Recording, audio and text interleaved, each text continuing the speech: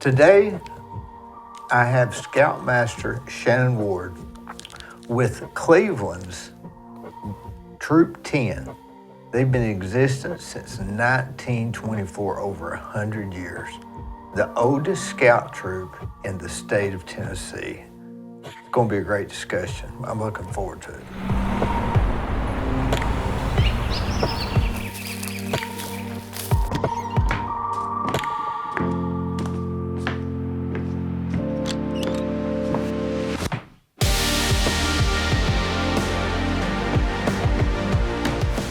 Did we go to school together? We did. I think we graduated together. Bradley, 1984. 1984, that's Yes. right.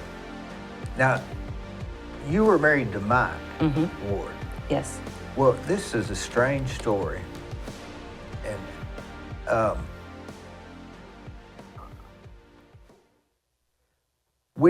I lived on Norman Chapel Road, grew up on Norman Chapel Road, and they grew up on Key Street. Mike grew up on Key Street, and Mark grew up on Sycamore, right off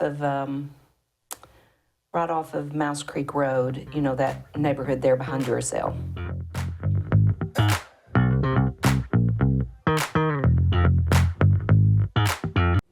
Whenever you read a story in the newspaper or see something on television about somebody getting arrested, you naturally assume they're guilty.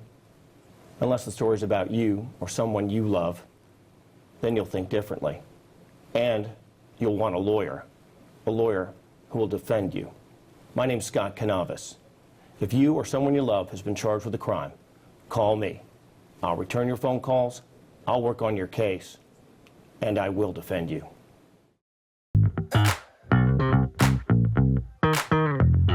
Now, Mike Yes. is 1 year older than me, Yes. and his brother was Mark. His cousin was Mark, and Cousin. they looked a lot alike, and they were in the same graduating class from Cleveland. So Mike had a brother. Mitch. Mitch. That played music. Yes. That's right. Yes. That's Kings what of the Killerfish. Yes. Yep. That is right. Yeah. And he took karate, I believe. Mitch did. Yes. Mitch. Yes. Well, see, I grew up on Norman Chapel Road, and you go through our backyard, through the the neighbor's woods. yard, and right there was Mike's. And I used to hang out with him. Yeah. We did all kinds of stuff. He talked about the gang in that area, Well, it running was, the roads. It was. Neil. See, I lost contact with him after Yeah. See, we moved up Yeah. to on Mouse Creek Road when I was in the third grade, I believe. Right. So prior to the third grade, we built forts, and we had all kinds of fun. So Yeah. it was David Strozak. Yes. Who lived, I believe, on the road right behind Mike Same and road. Mitch. Yes. Same road. Oh, okay. Same road. Yeah.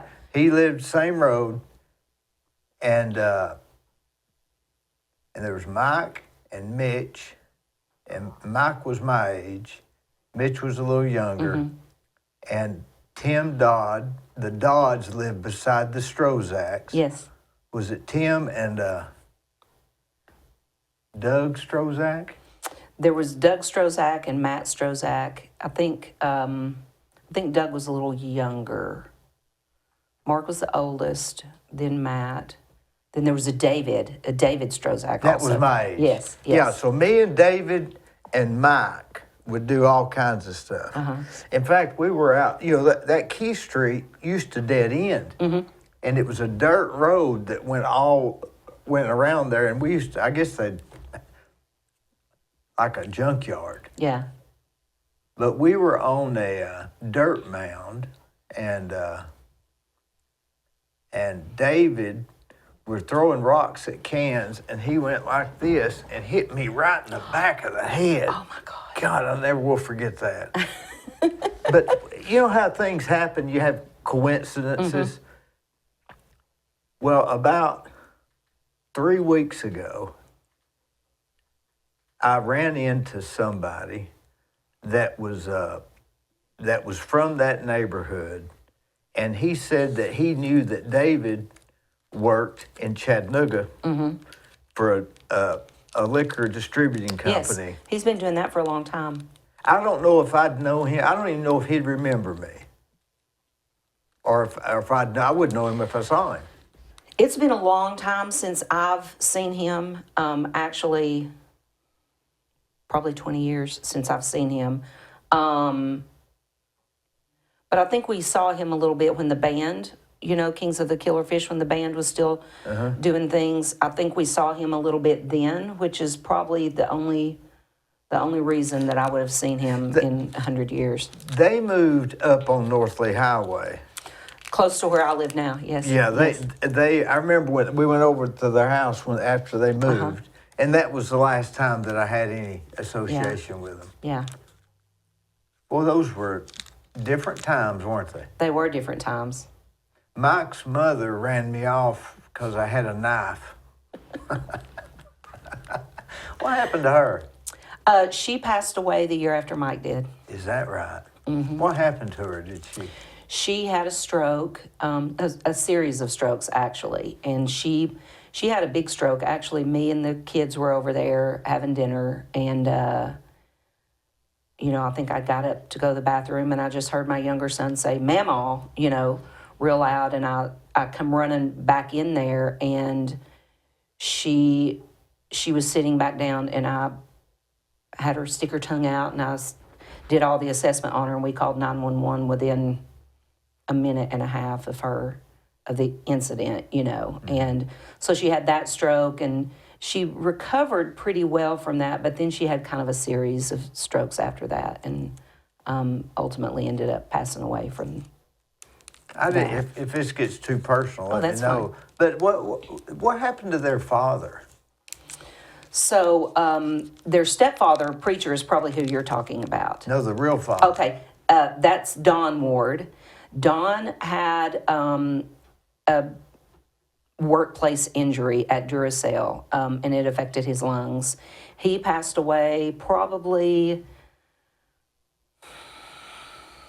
98, maybe. I think that's the year he passed away. He wasn't there. They had gotten divorced, I guess. Oh, they got divorced when Mike was really young. Way early. Yeah. Because I think she was a single mother at the time. Right. Yeah. What was her name? Nancy. Nancy. And then she married James Sitzler, who went by Preacher. That was his nickname. And most everybody in town knows him. And then they had Alan, which was, he was considerably younger than Mike and Mitch. Yeah, I don't know him. Yeah, they had Alan, who actually works for UT now. He works for the football team.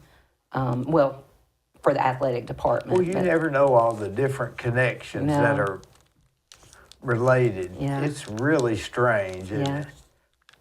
Let's see, now Mike Ward, well, I don't think I know him. Or not Mark. Mike, Mark. So Mark and Mike were the same age. Mark moved away right after college. He got married. He moved down to the Mobile area and was down there for years. And then I think maybe they got a divorce about the same time he moved back up here. But he died in a car wreck a few years, actually, before Mike. Well, it's sad, isn't it? Yes. Boy. But Mike was always real calm, wasn't he? Yes. I mean, calm, no matter what. I No remember matter that. what, yes.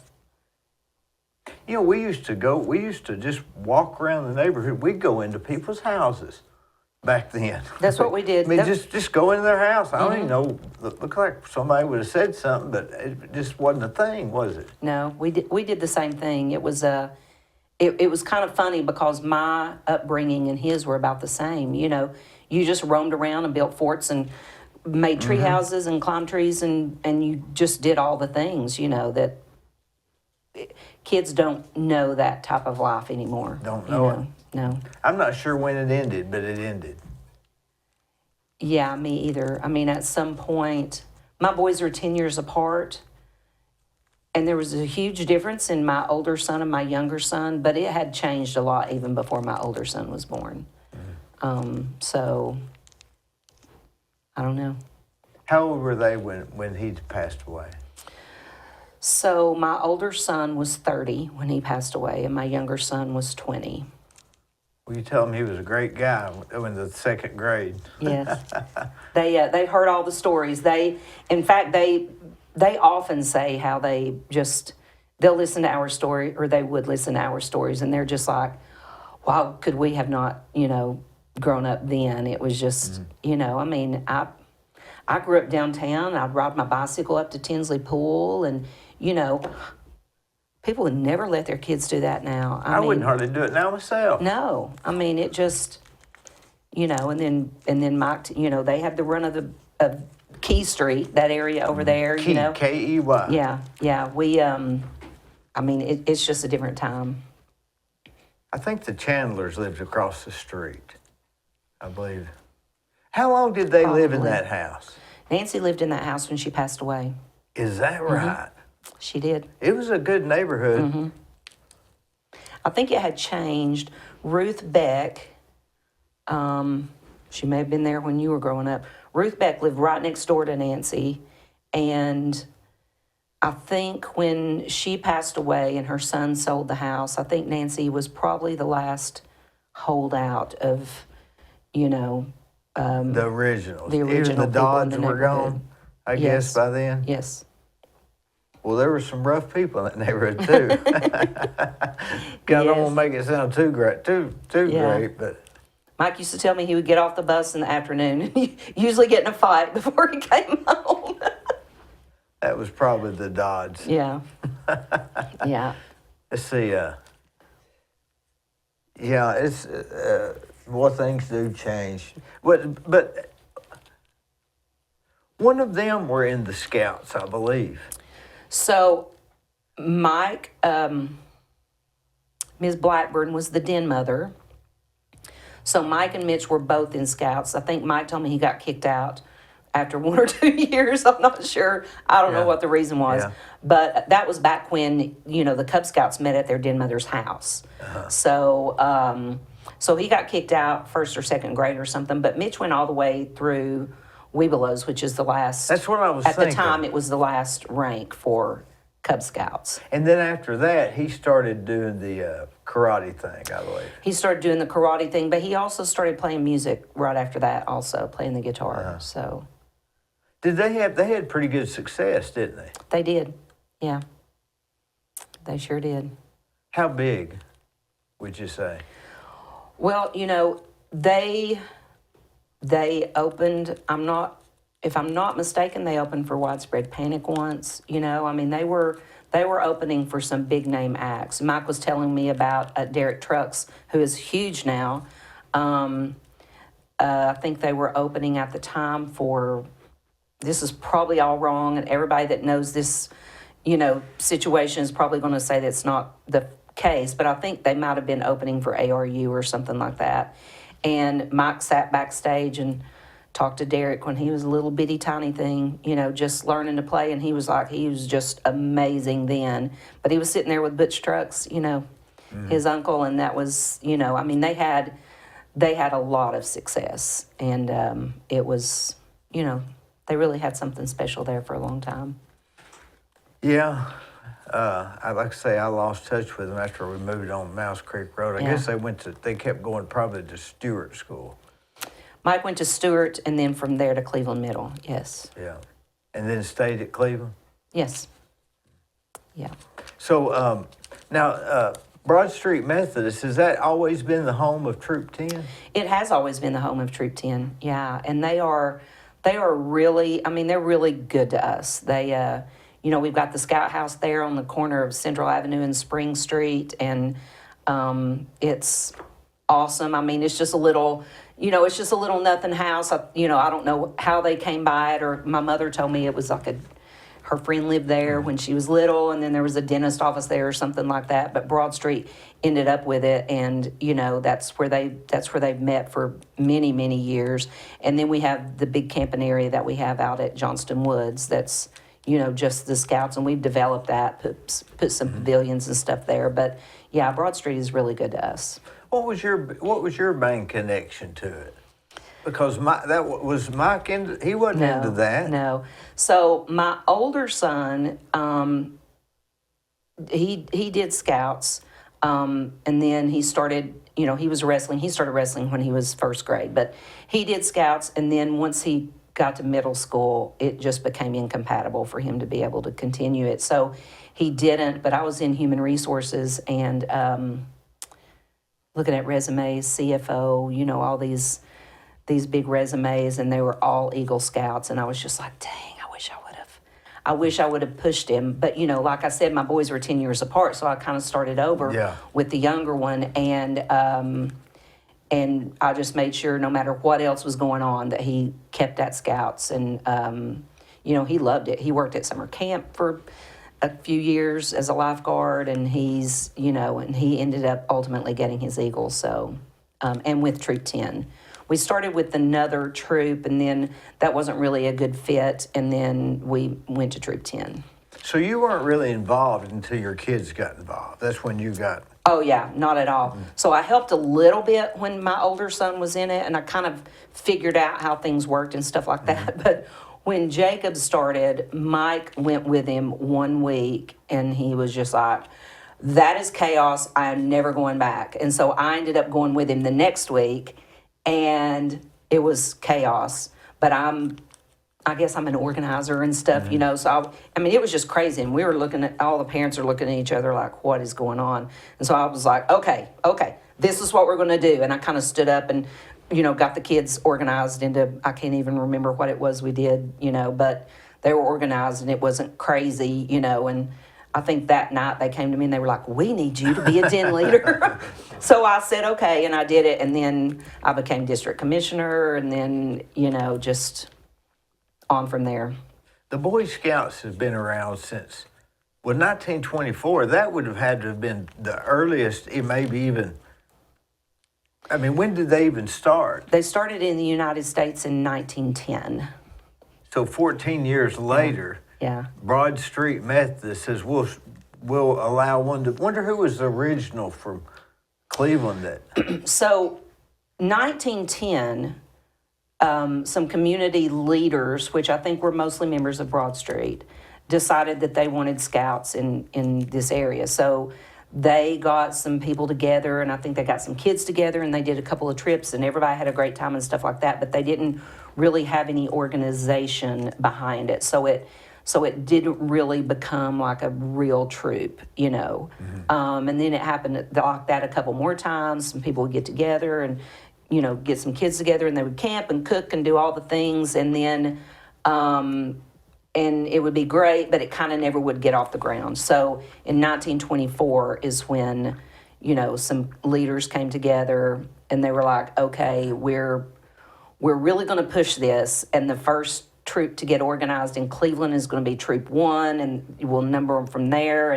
And the troop at St. Luke's actually ended up being the first troop, so they were Troop 1. And I always like to say that's the last time Troop 10 came in second place ever. But so they were Troop 1. And then once we got involved with the Cumberland Council, they renumbered the troops, and Troop 2 became Troop 10. And so, Is the Boy Scouts a national thing, or is it? It is. Well, yes, it's very much a national organization. But didn't they have some in England? Yes, so that's where it started. It started in England. So does England have their own Boy Scouts? Yes. So the United States? It's just called Scouts. Over there? Yeah. But here, it's the Boy Scouts. It's an American thing. Yes. So the parent company, the umbrella company, is Boy Scouts of America, because that is, I think they have a congressional charter and all of that kind of thing. But, then there's lots of branches underneath Boy Scouts of America. So there's Sea Scouts, there's Cub Scouts, there's venturing, there's exploring, and then there was Boy Scouts, which has now become Scouting America since they're co-ed now. Boy, it gets a little complicated. It does. Somebody needs to have a big chart. Yes. Do you remember reading where that one guy? Now the badges that they get. Merit badges. Is there like tons of those? There's 120 20-something, 30-something. Badges? Yes. Wasn't there a guy that got, that one guy that has only one badge that was from something to do with uranium? Well, I mean, there was a nuclear energy badge, Yeah. and they discontinued it because, like, He built a bomb in his basement or something. Isn't he the only one? I didn't want to say that, yeah. but yes, that's what happened. He had the only merit badge for that. Yes. Yes. Is there any more like that, or is that the only one that has one? They may have learned their lesson on that, but yeah, there aren't any more than that. And there are several, there are scouts that earn like all of the merit badges. They earn, but You mean all 127 of them? yeah, we don't, at Troop 10, we don't do that. We're more interested, that makes it more like school. Yeah. And we are just not, now we make sure and we tell them, we tell the parents, if your kids come and if they're dedicated to the program, we'll get them to Eagle, Now, it's not going to be like school or,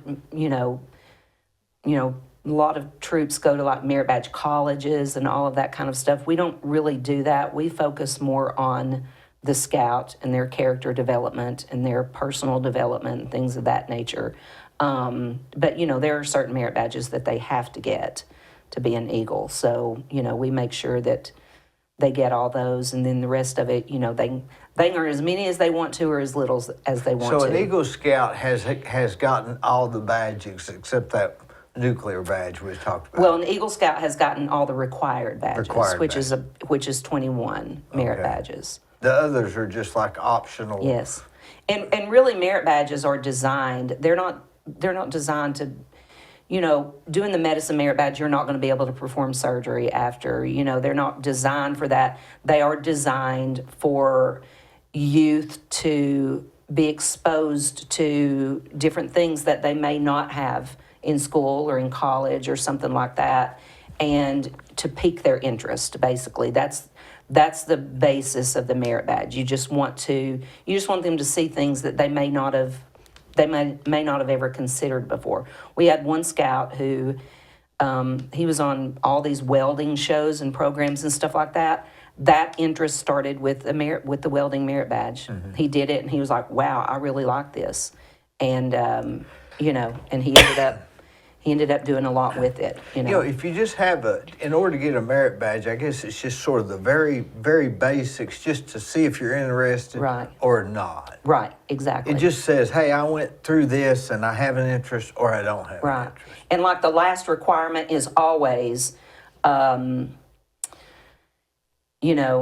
research 3 jobs that you could get with this merit badge, and then pick one of those jobs and tell us what education you have to have, all of the things, So that's like the last requirement for any merit badge. And so that, and we have kids that want to be nurses or EMTs or stuff like that. And you can kind of tell when they take the first aid merit Sure. badge, then they'll kind of take the medical merit badge, then they'll Right. take, Start a trend. yeah, kind of start a trend. And you can sometimes see what direction they like to go in, from that.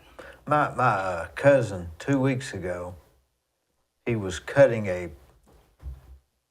hose, and the knife slipped and cut his calf. Mm-hmm. And he said that, I thought this was ironic, but he said the blood was just squirting out. Right, And he said his Boy Scouts training right, went into effect, and he stuck his thumb in it, right, dialed 911. Come to find out, he only had like 5 minutes to live. right. And they think that they're not sure now if he's going to save his leg. Oh, it was wow. just a freak accident. Right. But he said that his Boy Scout training kicked in. Right, That's what he said. yeah. Do you remember they used to always wear the uniforms on a certain day of the week, like Tuesdays? I was always envious of the ones that had those uniforms. They had to wear them a certain day of the week. So that was a thing. Cub Scouts did that back in the day. Yeah. Yeah. I mean, that was a thing that they did do. They had to wear them. Well, they would wear their uniform to school because a lot of times they would meet at the school Yeah. right after school, so they would have their uniform on for school. So, yeah. And then now, an Eagle Scout, would you say that that's the, if you've gone all the way, about how old are they when they get an Eagle Scout? Well, a lot of times they have to get it done before they turn 18. So a lot of times you see scouts 17, just like pressing it, my niece who is in Troop 10, she turned 17 at the end of January. So she's really like, got to get my project done, got to get this done. And she's in band and she does just her crazy busy schedule. These kids, their schedules are crazy. But so you see that a lot of times, and we actually encourage that at Troop 10. You can see Eagle Scouts as young as 14, 15. Dr. Stanberry, who was the Scoutmaster at Troop 10, very dear friend of mine, he was there for 20 years, longer than that because he actually got his Eagle Scout from Troop 10. So he got his at 14, and he told me that he wished he would have waited because he felt like when he was older, 16, 17, it would have meant more to him than it did at 14. And I think a lot of times, I think that comes down to a lot of times, you get so goal oriented on things and you have to do this, you have to do this, you have to do this, and get this done and get this done and get this done, that sometimes you kind of, miss the forest for the trees, I guess you could say. But he told me that. So I didn't really push my son. I had him make a goal, and I pushed him to meet his goal, which he wanted to be done by the time he was 17. But not done with Scouts, but done with his Eagle, So I pushed him to make his goal, but I didn't really push him to be the youngest Eagle Scout and I'm kind of a box checker, I like to, I guess it's my human resources background, but I'm like, this and this and this and this needs to be done, So that was a little difficult for me, but, I had him make his goal and he ended up pretty much meeting it, but we don't really push them to get their Eagle Scout too young, which, they can, you can be a 13-year-old Eagle Scout. I just don't think you don't understand the importance of the program, and you don't really understand, you're not even a real person yet, really, at 13, you know what I'm saying? Mm-hmm. And I always like to say, at 13, the younger you are, your ideas are your parents' ideas. Yeah. You've not really experienced the world much. You've not had any, it means a lot when you're 16 and, take like my niece, and we have 4 others that are like getting ready to be done at Troop 10 now. And, they're all super busy. One of them is like this super brainiac kid, and he's at the Pi Center all the time, and he's working for TVA, even though he's still in school, and just a junior actually. And, I think it means more when they have to actually make time for scouting, and they have to choose. They have to choose what's important to them, I guess you could say, and they have to prioritize and things like that. At 12 and 13, your parents prioritize for you, so it's, I think it's. Not any less meaningful, obviously, but I just think it's less impactful when you get your Eagle Scout so young. Well, I'd say that the biggest thing is a person that has an Eagle Scout, has become an Eagle Scout, is probably very organized. Yes. To say the least. Yes. And that's got to be worth something. Yes. Oh, yeah, definitely. Most definitely. What's the first entry level? Is that the Webelos, or what are the? So Webelos is still part of Cub Scouts. So the first rank you earn as a Scout is actually called Scout. And it's basically just the oath and the law and the sign and all that kind of thing. Always be prepared. Yes. Something. Yes. So So that's basically what makes up the scout rank, and it's not too difficult to get.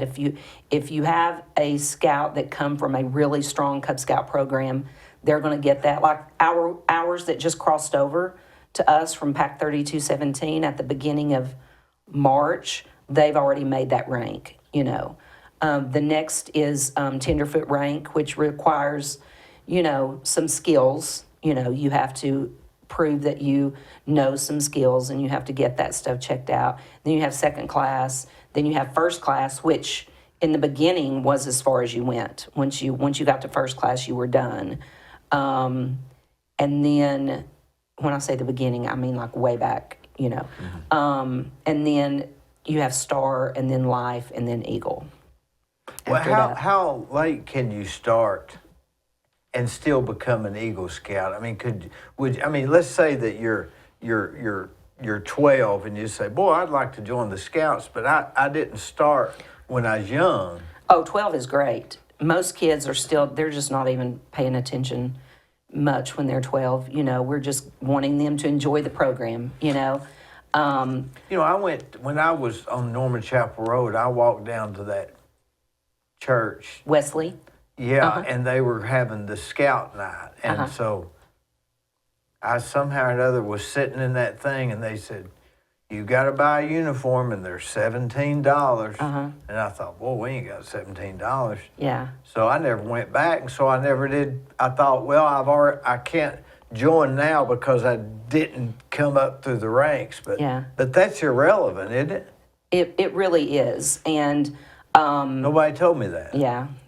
We try to do a better job of letting people know that now. 15, if you join when you're 15, you have to be really dedicated. You can still make Eagle by the time you're 18, but you're going to have to be really dedicated if you join at 15. What level would you join at? What? So you can join, if you've come from the Cub Scout environment, you can join when you're 10 and a half. They earn different ranks and stuff like that in Cub Scouts, and so you can join when you're 10 and a half. If you do not come from the Cub Scout program, which Troop 10, in the past, we've had a lot of kids that did not do the Cub Scout program. Their dads were Eagle Scouts. Their granddads were Eagle Scouts. So they just started Scouts at Troop 10, and you have to be 11 to do that. And so they don't have to have gone into all that other stuff. No, you don't have to. Now,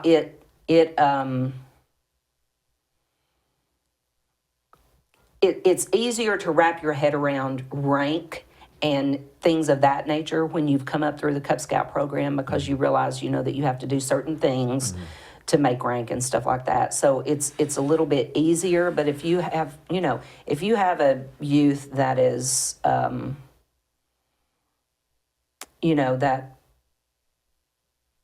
is willing to invest in the program and pay attention to the way things are going and stuff like that, it's a lot easier, even if they don't go to Cub Scouts. Would you say the Scouts are more popular now, or was there an era when they were the most popular? Not based, of course, I guess population would be different and age groups would be different, but coming up through, I guess after the war and coming up, probably to the 60s, 70s, Scouting was a huge thing. I mean, it was a huge thing. Even 50s, 60s, and 70s, or 60s and 70s? 50s, 60s, and 70s. It was a huge thing. As talking about our Scouts who have such busy schedules, as more things have come along, you have kids that are doing soccer and baseball and football and basketball, and they're trying to fit Scouts in there somewhere. Summer leagues. Yeah. And, my son wrestled on, did summer wrestling. And it was, it is a lot. It is a huge tax on a family. Boy, it is. To get kids where they're going and, things of that nature. It's almost impossible to get out of school, go to a practice, do your homework, eat, and watch a little TV. You just about quit. Yeah.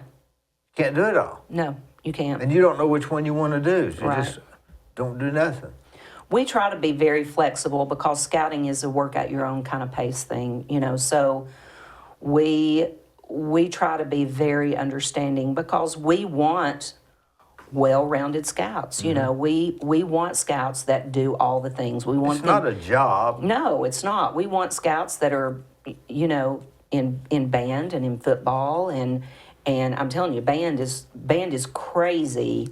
You have to be crazy dedicated to do band and scouts, and then, when we started having girls in scouts, we had dancers and volleyball players and just, they are all just really busy kids, and right now what we're dealing with is a lot of our scouts are doing like theater type stuff, so, and I guess it's just the time of year. Probably. But we have some scouts that go to Macaulay, and they were just, they were constantly having to be late on Monday nights because they had theater practice or whatever. So, and then they had to get up here, back up here and stuff. So, we have scouts from all walks of life that just do a lot of different things. Do you think a scout could survive, an Eagle Scout could survive on some of these survival shows like? I would put our first class scouts on those survival shows and they would survive.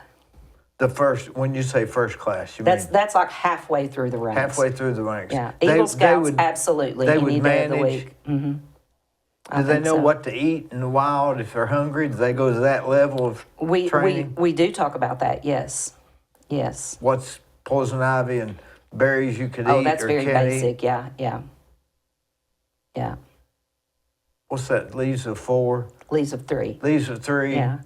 Leave it be or something like that. Yes. And that's not always the case because there's lots of plants that have 3 leaves. An Eagle Scout would know that. Right, but if you just go by that rule, then you're usually going to be okay with that. But do you think that back in 1950, what they were teaching,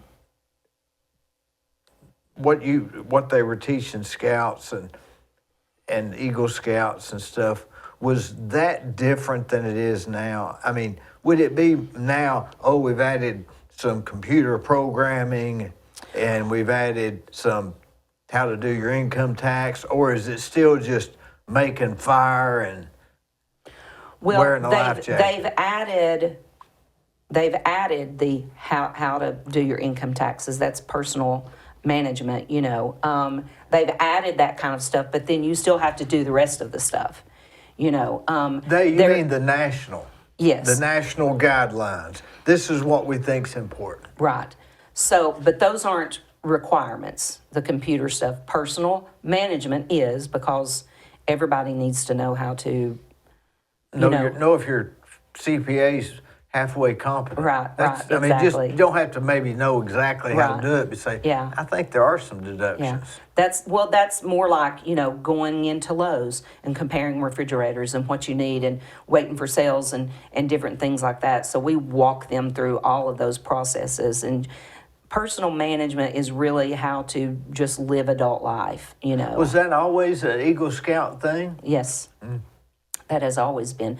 Now, there is something that took place here back, around the war, like Troop 10, and when I say the war, I mean World War II. The big one, as Archie Yeah. Bunker called it. Troop 10 participated in a situation where they sat on top of the Cherokee Hotel and looked for planes. And it was a community, it was a civil service or whatever, and it was a community involvement. Not everybody that did that was Troop 10.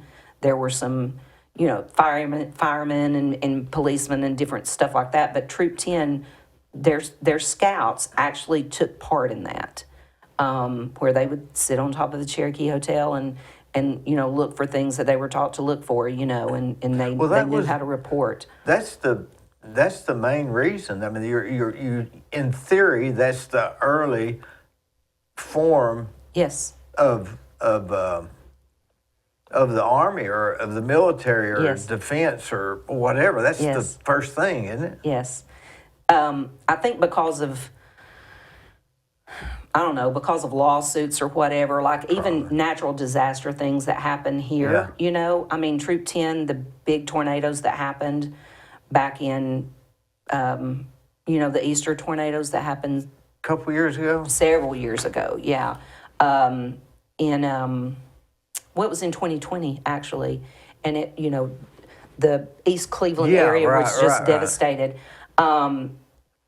They didn't want my scouts when we volunteered for that. They didn't want my scouts to participate, and I could tell that they were thinking liability. They were thinking, these kids are not going to. They're just going to want to play or whatever. But I kind of talked our way into that, and we went into like the hardest hit area, and by the end of the day, people were saying, where do you find kids like that? And I was like, well, they're great kids. They're great kids. Now we give them a little guidance and, kind of keep them on task a little bit, but they're great kids, and I think that a lot of times, people discount kids because they're kids, and they don't really anymore, I think that's real unfortunate because I Yes. think years ago they'd put more responsibility on kids. They did, yes, they did. My uncle used to I used to drive the truck to the dump, and I was just, 15 or something, and it was illegal then. Right. Yeah. But I believe we're just being too soft on them for liability purposes. I was about to say, a lot of it comes down to liability, and why I can fuss about it and not agree with it. At the end of the day, I think people have been sued just so much about, I mean, you can go into Walmart, and if there's a ladder there, you can climb up that ladder of your own free will to get something off the top shelf. But if you fall, then it's Walmart's fault somehow. You know what I'm saying? Because they didn't have the aisle roped off. Right. And I don't agree with that kind of thing, but that's why we are in the situation that we're in, as far as liability goes. It's just because, Maybe scouts are a big part of teaching you personal responsibility. Sounds like that's what it's all about, personal responsibility. well, there's a phrase called scout-led troop, okay? Baden-Powell, who started the movement in England a gazillion years ago, in 1910 when it started in the United States, that's always been kind of the goal, is a scout-led troop, But a lot of times you have adults that want to get involved in stuff, and, they don't like to have the failure on their record or whatever.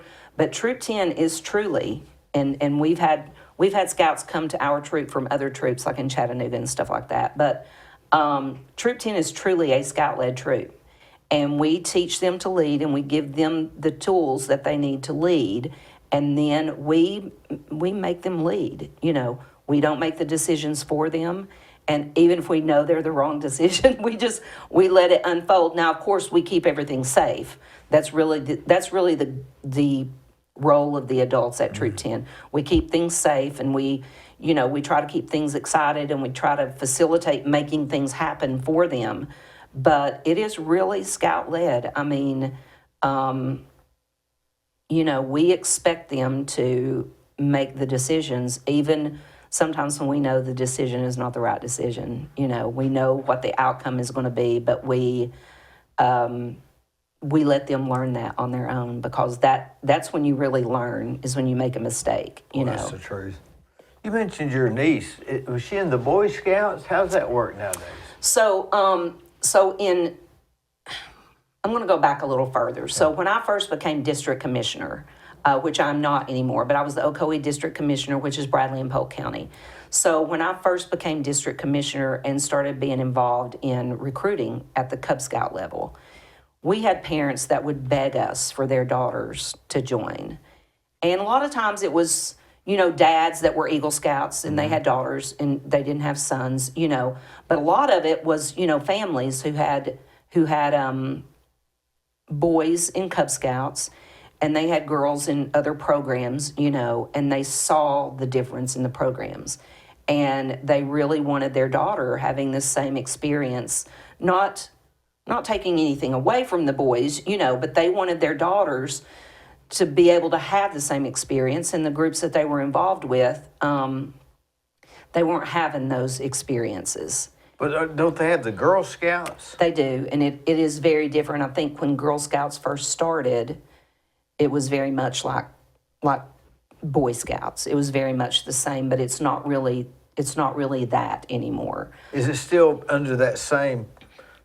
Boy Scouts and Girl Scouts are completely two separate Totally companies. different. So Yeah. don't confuse them. Yeah, they're not. Okay. They're not even the same right, thing. all right. So, we had people that were constantly begging us. We even had people that would say, "Can I just register my daughter as a boy and just let her do it?" And we're like, "Well, you've got to be honest, and you're breaking one of the main rules of scouting. So we can't really let you do that. So in 2017, it was the fall of 2017 when they voted to start allowing girls to join Cub Scouts. So my niece did join Cub Scouts like the very minute she could sign up to join, which was in 2018, the spring of 2018. So she did join Cub Scouts then. And then that fall, they voted to start allowing girls to join Boy Scout troops. But they were in separate troops, even though they could be a linked troop and they did things side by side, they were still separate troops. And the main reason for that was girls are more mature than boys. And when you're talking about leadership roles, the girls would take all the leadership roles and the boys would just let them do it, So that was kept separate, and then after a period of, then our girls troop started. We were the first in Tennessee. We started February 1st, 2019, and we were linked with the boys troop, obviously, at Troop 10. We met at the same time. We did, all the things, but we did have separate leadership structures. And then September 1st of last year, we are in the pilot program it's just one co-ed troop. So they're all Troop 10 now. They're all the boys and the girls. And we did have problems to start out with, but none of the problems that people assume that you would have. We had problems because the girls advanced so much faster than the boys. And you would sit down at a Scoutmaster conference with a girl and she would say, "Okay, when can I do my next one?" They're very, very, very motivated. The boys like to get their rank and then they like to take it easy for about a year. Then they get really serious about it again and then they take it easy for a year. That's kind of their thing. So there was some jealousy, I guess, to start out with because the girls were advancing faster than the boys. But Troop 10 is very competitive, and it has gotten, like when we go to camporees, like the raft race, you might have heard about that. Troop 10 wins a lot, and the girls were their biggest competition. So the adults, we were like, wow, this is serving us well because they're, kind of always in competition with each other. So, so that worked out. But then we became part of the pilot program to be a co-ed troop. So now we are, we've been doing it for 6 months or so, and it's working out fine. It's just a name, the Boy Scouts. It could be the Kid Well, they Scouts. officially changed the umbrella program. The umbrella company is still Boy Scouts of America, but that program, Boy Scouts, which was the scouts that were 11 to 18, is officially Scouting America now because it includes both males and females, whether they're in the same troop or whether they're in separate troops. Well, the girls need to learn all that stuff anyway, don't they? Isn't that the... Well, that is the idea, we've become a more outdoor natural society, I guess. Everybody hikes, everybody kayaks, my older son was a river guide on the Ocoee, so So all of those things that they were learning the boys were learning in Boy Scouts of America, those are the things that the parents wanted their daughters to be learning too. They didn't want them just learning to sell something.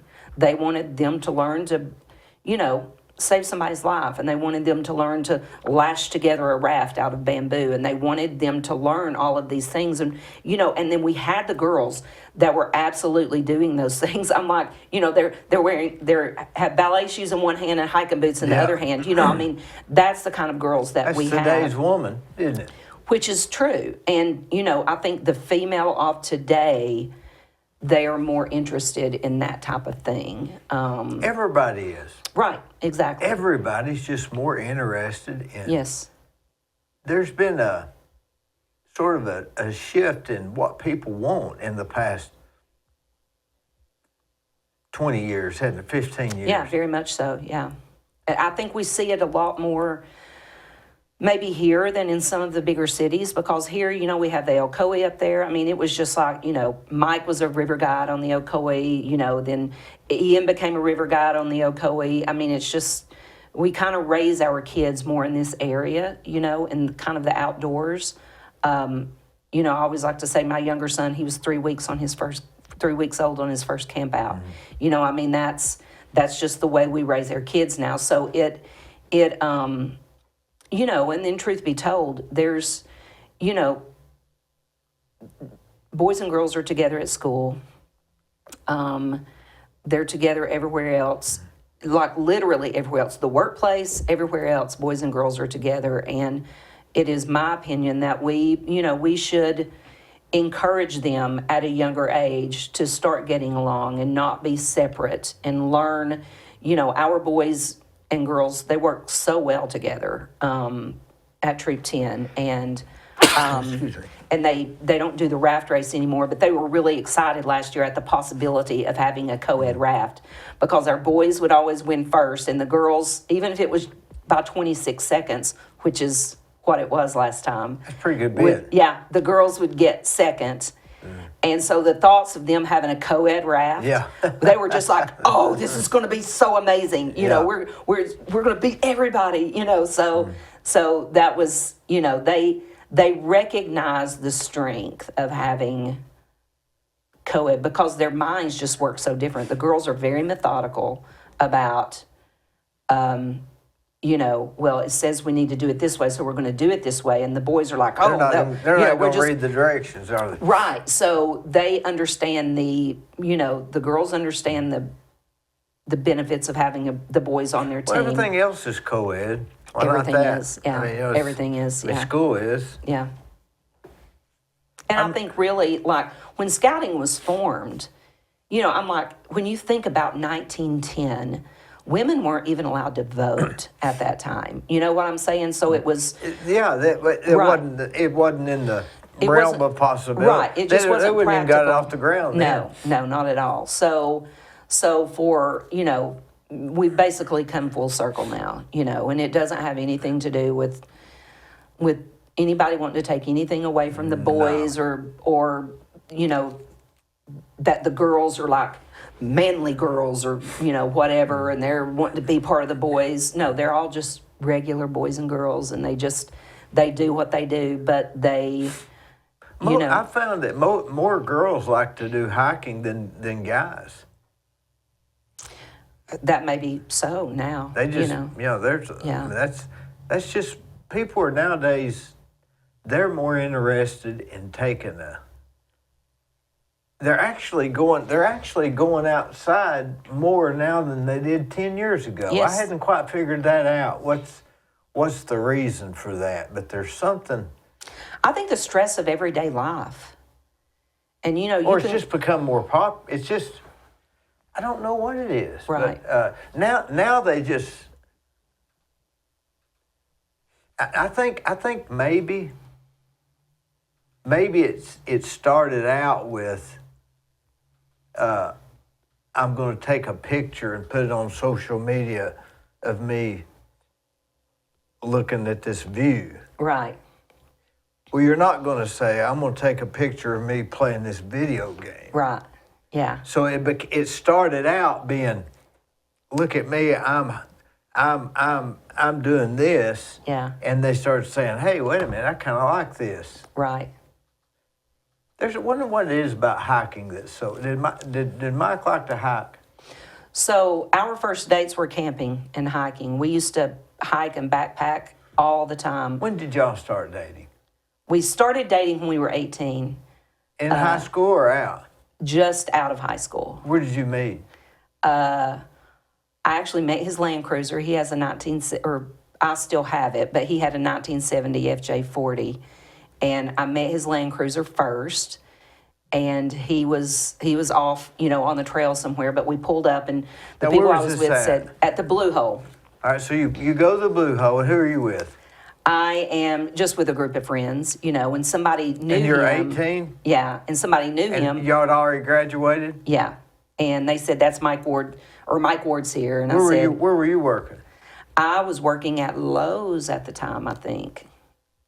Just out of high school. And so it was Lowe's just a group Hardware. of y'all? Yeah, it was just a group. And they just yeah. said, Mike Ward's here? Yeah, and I said, how do you know? And they said, that's his Land Cruiser. Nobody else has one. And you didn't know him? I didn't know him, no. And then I met his Land Cruiser a couple more times in different situations, and But you never saw him yet? never saw him yet. And then finally, the Land Cruiser was there, and it was kind of a joke at that time. Mike Ward's here, that's what we Yeah. would say. And he turned around and said, I'm Mike Ward, and that's how we met, so. Who was he with then? Like dating wise? No, but who was just, he with that Oh, particular goodness. day?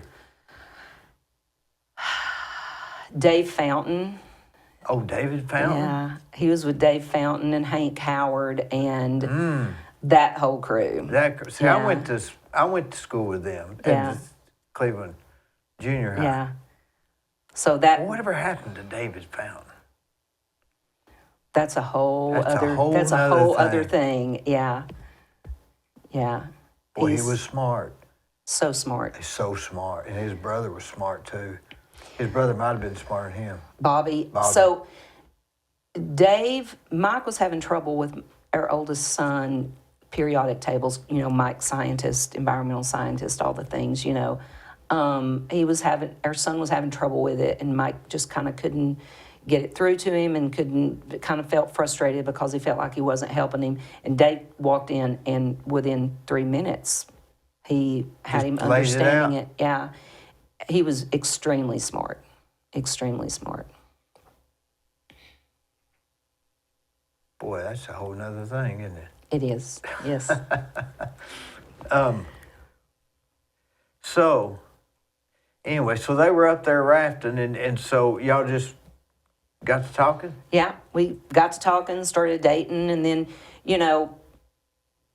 college and summers Yeah. and, all that kind of thing. So, we didn't start getting serious until, a couple of years later, but it was Did y'all a go few to the years same later. college?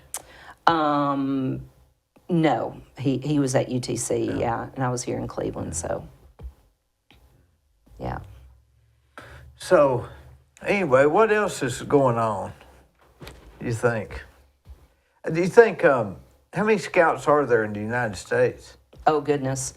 I don't know. There are people that could give you that number straight off the top of their head, but I think there's probably less than 1 million scouts now in the United States. There was a time when there were 3 or 4 million. But that might have been due to the baby boomers.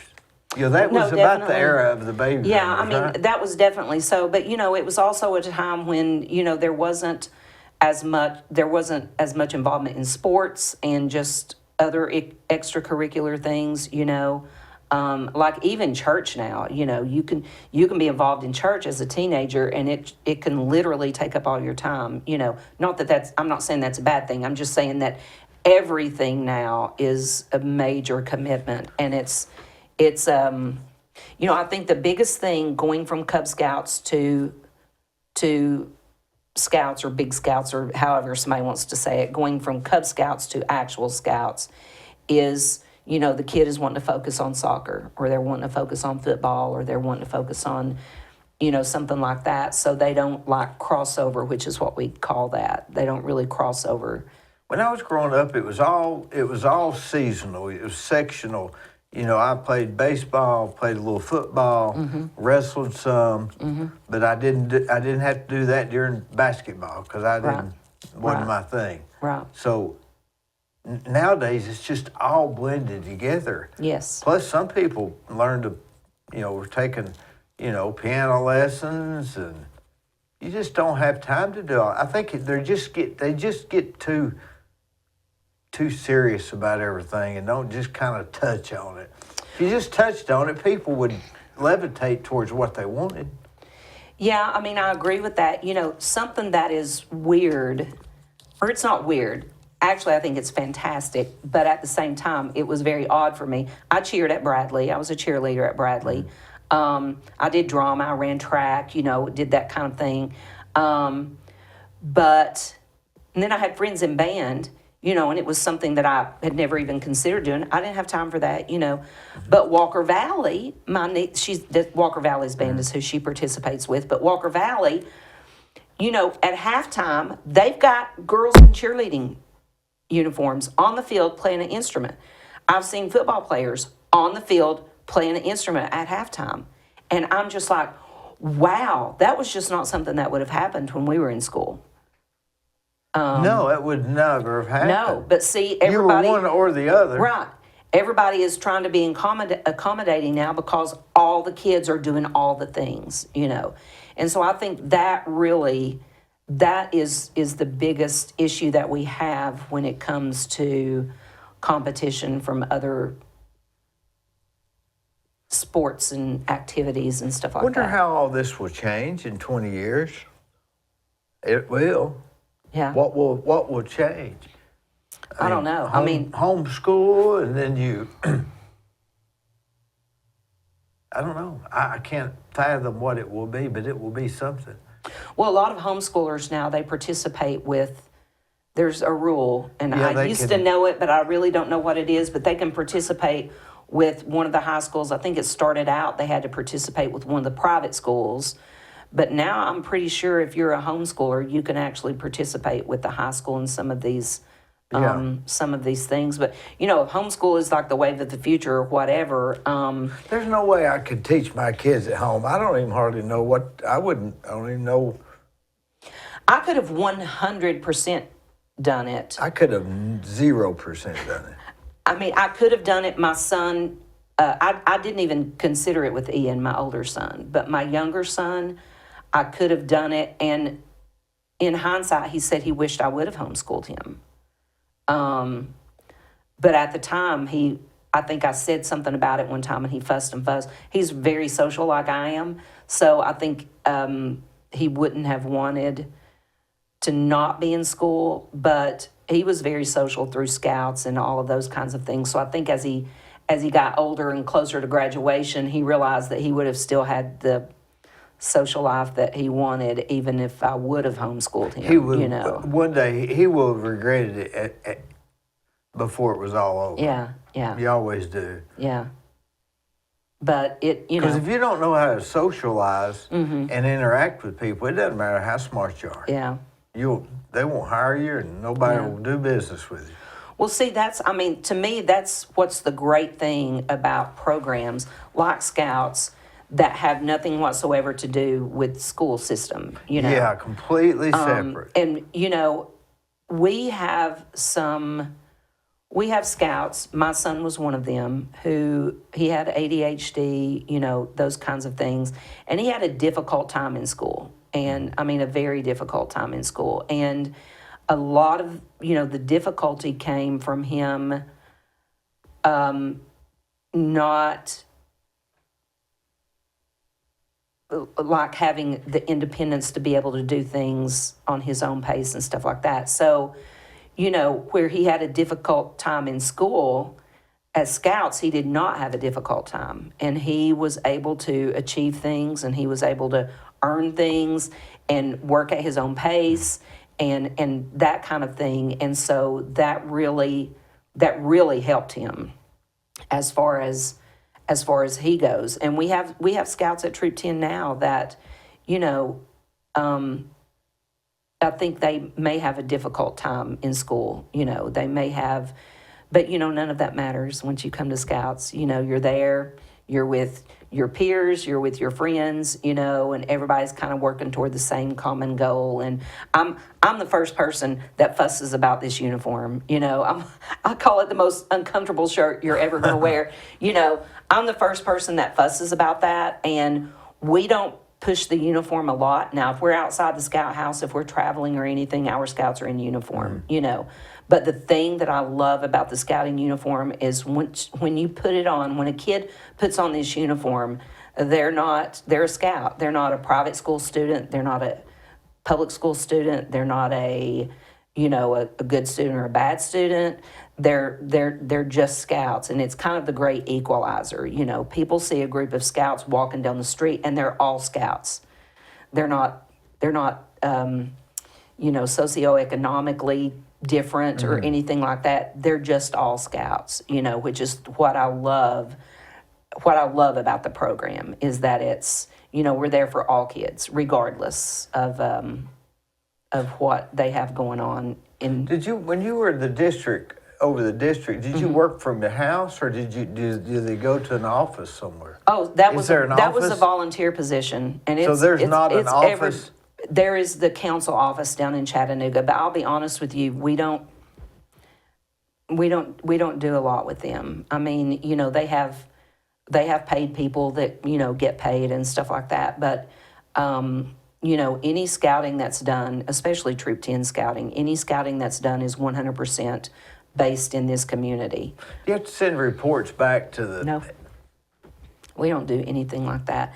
Now, You're just sanctioned? Is that how you say yeah, it? Or yeah, and the chartered organization owns the unit. So, like, if you have a scouting unit, you are the one, like if Burris Construction, if y'all decided to support a scouting unit, to charter a scouting unit, you would be the one that would approve. Now, they have to do a background check on a national level, but you are the one that approves the leaders for your unit. You are the one that decides if your unit is going to be a high adventure unit, which is what Troop 10 does, if they're going to, if they're going to, you make all of the decisions. You own that unit, and you do have to go by the rules of the national organization, and you have to be youth protection trained and just all of this stuff,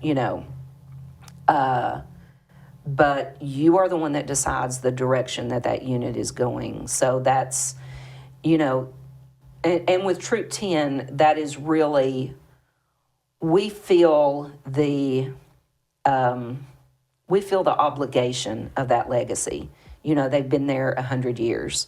They've always been a high adventure troop. We're getting ready to do a trip this summer that's just crazy. But they've always been a high adventure troop.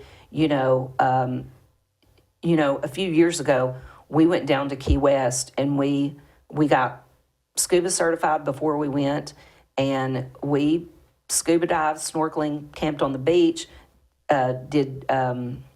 spent the night on sailboats, out off the coast of the Keys. And when my son did that same trip, they actually took a sailboat from Miami to Key West and back. They didn't do as much camping as we did this past trip that we did, but we're the ones that decided that. The Troop 10 is the one that decides we're going to be a high adventure troop. And we don't just do that stuff once a year, we do that stuff every month. Like every month we're like backpacking.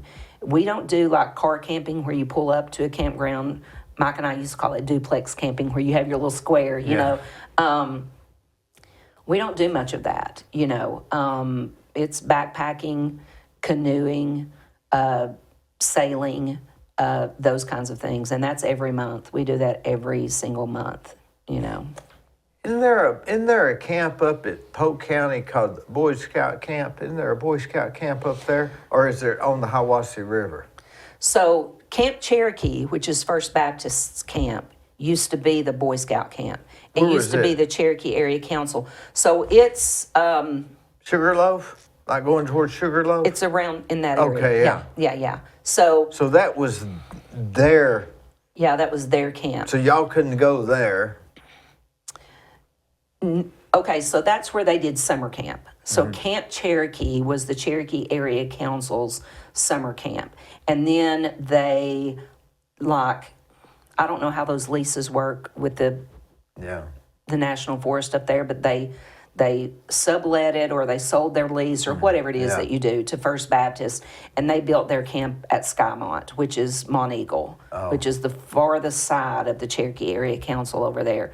So they built Skymont. It opened in 1973, and then that's when they stopped doing Camp Cherokee. So the Camp Cherokee's just sort of been sitting there? No, First Baptist Oh, uses I it see, every yeah. year. Now they don't use it year round. They do summer camp up there. Wait to go out and get the snakes out before anybody comes in, probably, wouldn't you? Well, I don't know about that, but I know that there are a lot of snakes at Skymont up on Mont Eagle. They have The timber Boy rattlers. Scouts, they get to learn all about what's poisonous snakes and not, I'm sure, right? That's a Yeah, big they thing. learn that. They learn that as Cub Scouts. And actually, when I was a Cub Scout leader, I'm terrified of snakes. Me I'm too. terrified of them. I'll dream about them tonight. But I learned all of the things because, in my opinion, if you're afraid of something, it's just because you're not educated about it. And you just need to educate yourself, and then you won't be afraid of it anymore. That didn't really work with the No. snakes, but I know I can spot a venomous snake a long ways away. I don't have to see the head. I don't have to see the pattern. I can just tell by the shape of it if it's a venomous snake or not. But so it really didn't. It didn't help me to not be afraid of them, but it really helped me to be able to teach my scouts how to identify snakes.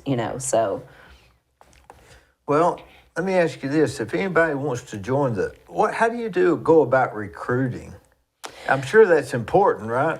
so it is. Or do they just come? Well, it's very important for Cub Scouts. And generally, the way Scout troops, like Troop 10, the way that the majority of the Scouts come to us is through a Cub Scout pack. So we have a feeder pack or a pack that we're involved with. It's Pack 3217. They meet at Prospect United Methodist, First Prospect Cumberland Presbyterian Church. I'm sorry, I've got that mixed up with Broad Street. But we get most of our scouts from there, and we know them well, and when we get scouts from them, they're ready. They know the things that they need to know, and we really love working with them. They're a great pack. They recruit heavily. We don't recruit as much. It's more word of mouth. Like, a scout group can't go into a middle school and try to recruit. You just can't do that. You're not going to have any interest whatsoever in doing that. Now, we recruit word of mouth because our scouts go back to school and they're like, I went sailing this weekend. I went backpacking, up at this crazy place. We climbed down in this hole in the ground and explored this gigantic cave this weekend. We do all these kinds of things. So, early on in middle school, we get scouts that way. Once they get to be further in middle school, they are really too entrenched in their sports or their types of things that they do, and they really can't. It's really difficult for a student at that time to fit scouting into their daily routine or whatever. How many scouts do you have at Troop 10 right now? So we have 27 at Troop 10 right now. Now that's after we just got a few from the pack. I think we had 5, but we graduated 11 scouts last year in 2024.